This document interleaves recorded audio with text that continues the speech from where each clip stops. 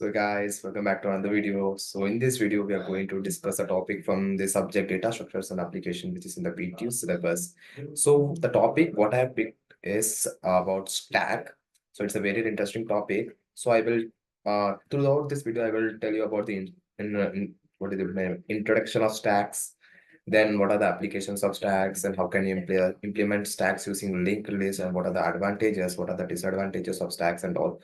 So first, let's go through with the introduction of stack structure. So a stack is basically a fundamental data structure in a computer science which follows the LIFO principle. So let me tell you what is LIFO principle. LIFO principle, the full form is the last in first out principle. So here the last element is added to the stack with the first one to be removed. So this concept has numerous applications in both theoretical and practical computer science, making it for both crucial to understand the nuances of this data structure. So myself, I'm Yogeshwaran. So let's start this video. So let's see the definition and the basic operations of stacks.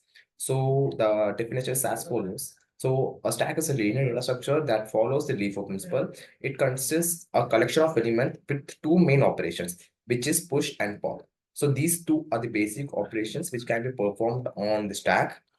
First one, which is the push operation, what it does is it adds an element to the top of the stack. And the second one, which is pop, it removes the element from the top of the stack. And beside these two, there is another operation which is called as peek, which returns the top element without removing it from the stack. The third one is complexity. The time complexity of push, pop, and peek operations in the stack are 0, 1, making it an efficient data structure for these basic operations. So let's see how can we implement a stack using linked list.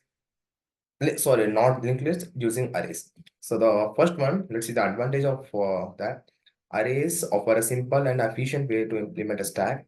They provide constant time access to the elements, making push and pop operations straightforward. The second, let's see the disadvantage. What is that? The main disadvantage of using arrays to implement a stack is its fixed size. Once the array is full, it's challenging to add new elements without resizing the array. The third, let's see the usage. Despite the limitations, what it has, array-based implementation is commonly used in applications where the size of the stack is known beforehand and remains constant. Now let's see the applications of stack data structure. The first one is stacks are widely used in data structure algorithms such as depth first search, backtracking, and syntax parsing in compilers. Second, stacks are used in system calls to keep track of function calls, allowing for efficient return value handling.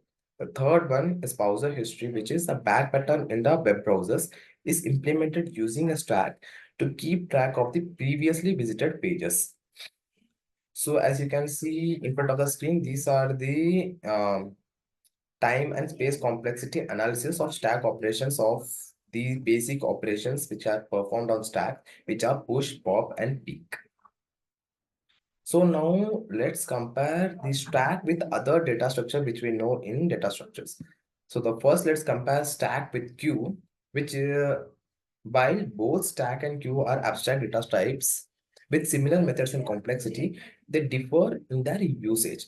So stacks follows LIFO principle, which is last in first out principle, while queue follows the FIFO principle, which is the first in first out principle. So this stack and queue differs on this one principle. The second one, let's see the stack and the linked list. Although both stack and linked list can be used to implement a stack, they differ in terms of their underlying structure and flexibility. The third one, which we can see, is stack and array. So array, although efficient in terms of access time, have a fixed size, while stacks implemented using linked list dynamically adjust their sizes. So now let's see the conclusion of today's video.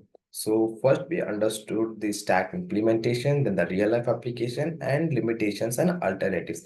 So let's see one by one.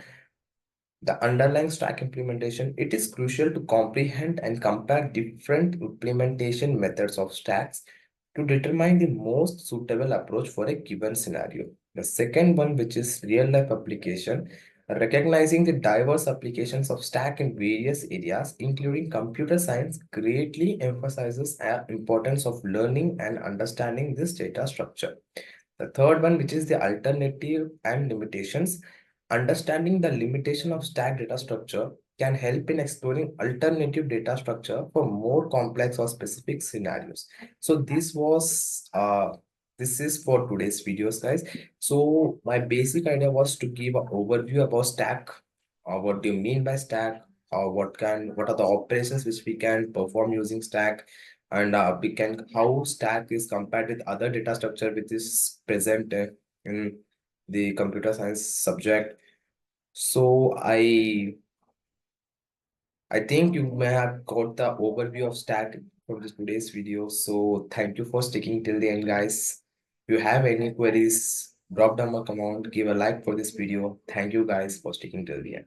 Thank you, guys.